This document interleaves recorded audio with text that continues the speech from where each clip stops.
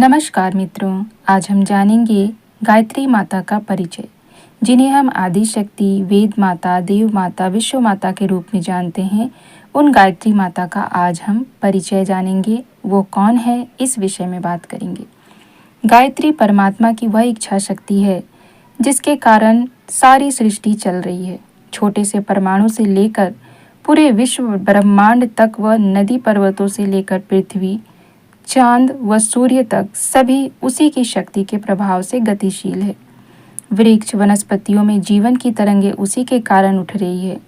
अन्य प्राणियों में उसका उतना ही अंश मौजूद है जिससे कि उनका काम आसानी से चल सके।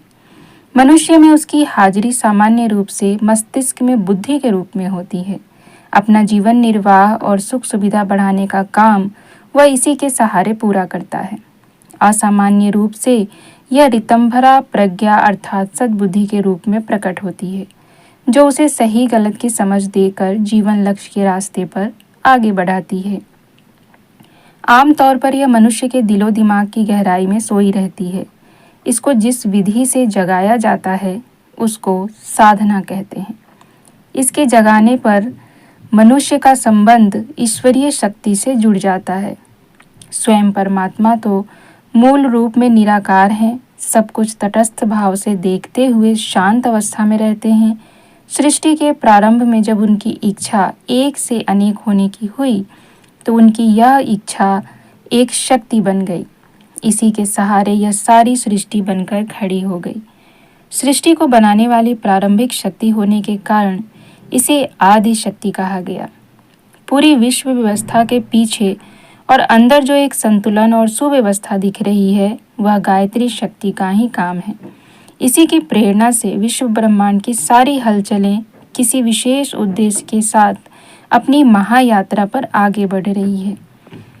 ब्रह्मा जी को सृष्टि के निर्माण और विस्तार के लिए जिस ज्ञान और क्रिया कौशल की जरूरत पड़ी थी वह उन्हें आदि शक्ति गायत्री के तप साधना द्वारा ही प्राप्त हुआ था। यही ज्ञान विज्ञान वेद कहलाया और इसी रूप में आदि शक्ति का नाम वेद माता पड़ा, अर्थात वेदों का सार गायत्री मंत्र के बीज रूप में भरा पड़ा है। सृष्टि की व्यवस्था को संभालने व चलाने वाली विभिन्न देव शक्तियाँ आदि शक्ति की ही धाराएं हैं।